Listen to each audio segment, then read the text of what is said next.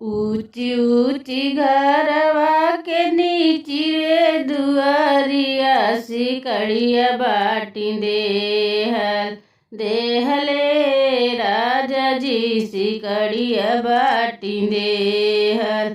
सिकड़ी के खोलते राजा धूमवा मचावन टिकौआ हमर टूटले राजा जी टिकौआ हमर टूटल। टिकवा का बदला टिकौआ ले लिया बिरहिया मती बोला ए धनिया बिरहिया मती बोला ए धनिया बिरहिया मती बोला।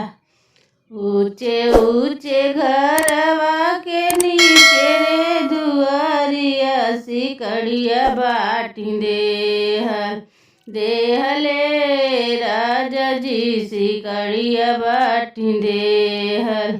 सिकड़ी के खोलते राजा धूमवा मचावन नथियवा हमारी टूटले राजा जी नथियवा हमारी टूटल।